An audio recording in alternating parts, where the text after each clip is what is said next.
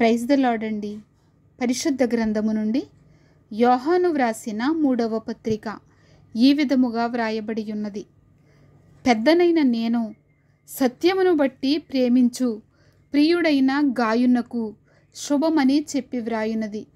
ప్రియుడా, నీ ఆత్మ వర్ధిల్లుచున్న ప్రకారము నీవు అన్ని విషయములలోనూ వర్ధిల్లుచు సౌఖ్యముగా ఉండవలెనని ప్రార్థించుచున్నాను. నీవు సత్యమును అనుసరించి నడుచుకొనుచున్నావు గనుక సహోదరులు వచ్చి నీ సత్యప్రవర్తనను గూర్చి సాక్ష్యము చెప్పగా విని బహుగా సంతోషించితిని.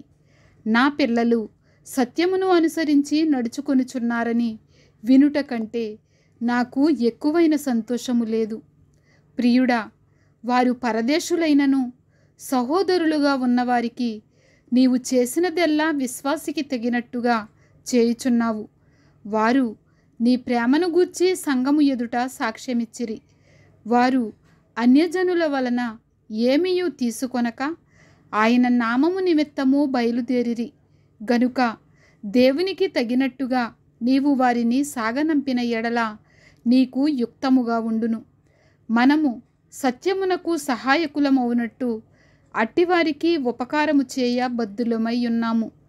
నేను సంఘమునకు ఒక సంగతి వ్రాసితిని.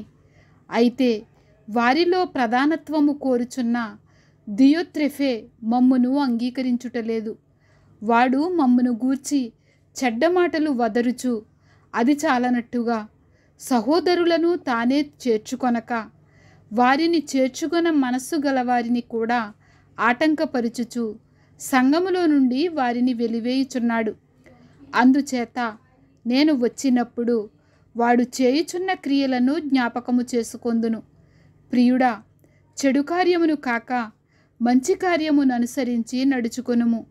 మేలు చేయువాడు దేవుని సంబంధి, కీడు చేయువాడు దేవుని చూచినవాడు కాడు.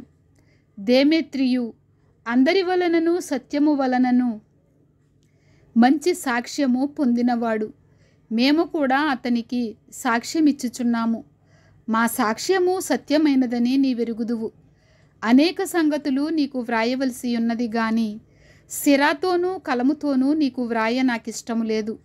శీఘ్రముగా నిన్ను చూడ నిరీక్షించుచున్నాను. అప్పుడు ముఖాముఖిగా మాటలాడుకొనెదము. నీకు సమాధానము కలుగునుగాక. మన స్నేహితులు నీకు వందనములు చెప్పుచున్నారు. నీ యొద్దనున్న స్నేహితులకు పేరు పేరు వరుసను వందనములు చెప్పుము. ఆమెన్. యోహాను వ్రాసిన 3వ పత్రిక ఇంతటితో ముగియుచున్నది.